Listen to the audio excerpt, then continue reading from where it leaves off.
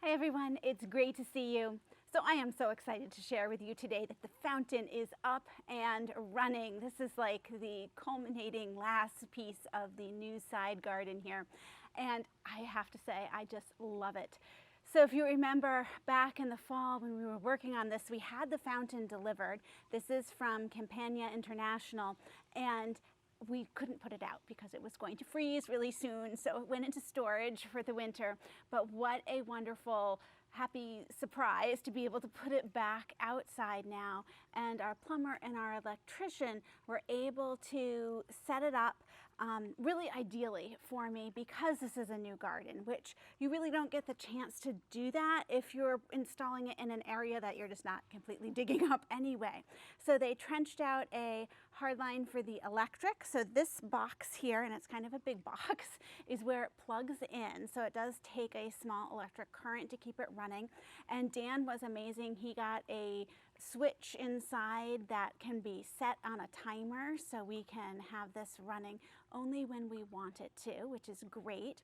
And then the plumber, actually one of these little pipes here, feeds up into the pump here, and it runs for 1 minute a day just to add enough water for any evaporation so that the pump doesn't ever run dry. So if you run out of water in a nice little fountain like this and the pump keeps going, it'll burn out a lot faster. So you want to make sure that the water's in there. So it's like I don't have to worry about it. It takes care of itself.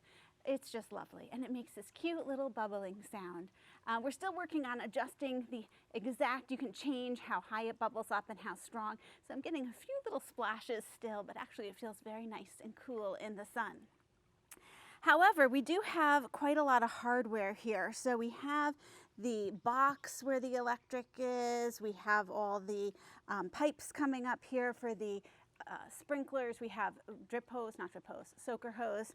We have the electrical outlet. So I want to plant a little bit around here to sort of disguise this.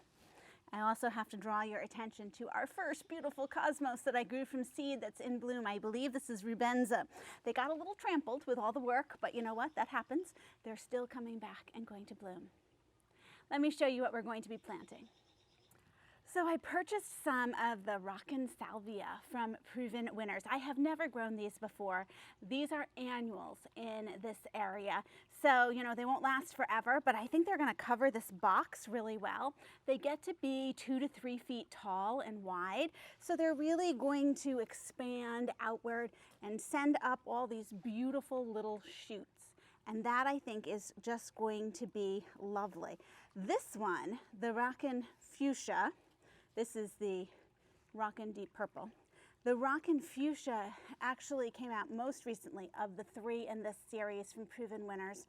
And this color is the first salvia that we really see of this color. It's this sort of deep, bright pink, and I just love it. And so do the hummingbirds, so that's another good thing about these plants. Now, you will notice that they send these stalks up, and the stalks have what they call calyx in them. So calyx can be described a couple different ways. For plants, the calyx is usually the sepal that closes in the bud, and they are usually green, and they sort of peel back, and then the beautiful flower part shows. And that is what this happens. They're sort of sealed around the flower, and then they open up and let the flower come out. Calyx also means like a little pocket, and the flowers actually do sort of sit in these like a pocket.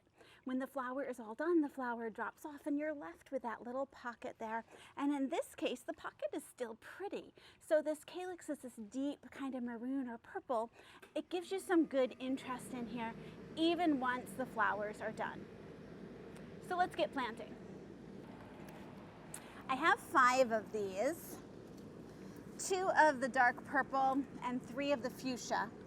My plan is to put the 2 dark purple on either side of the electrical outlet, and then the 3 sort of behind that, so that when you're looking at it, it kind of creates this backdrop to the fountain, thinking that these are going to get pretty tall and pretty bushy by the end of the season. I hope they do. I'm really, really looking forward to seeing them like that.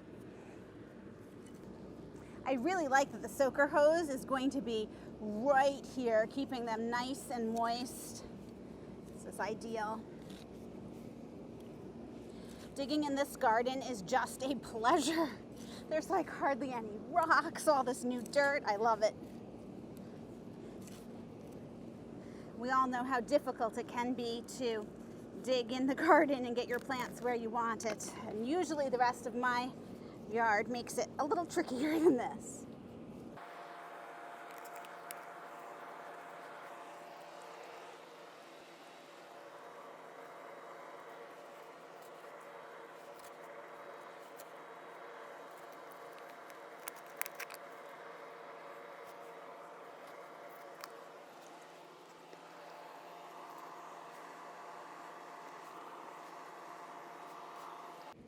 That should do it.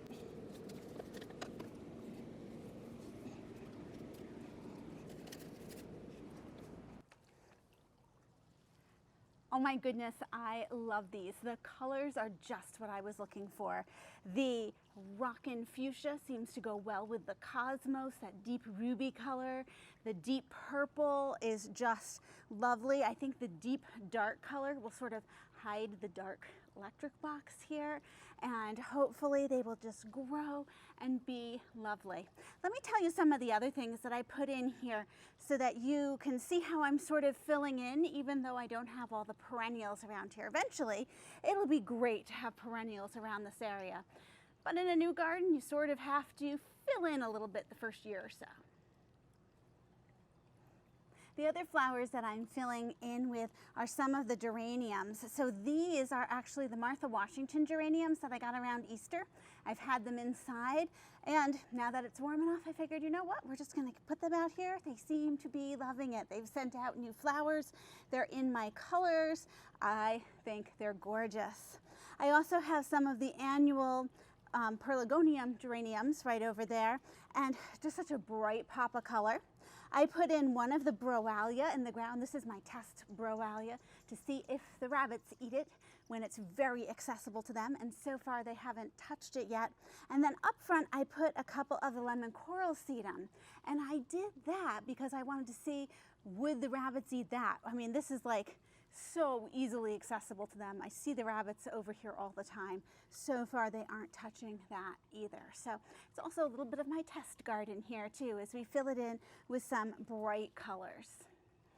And I think that the Rockin salvia are going to really add to this too.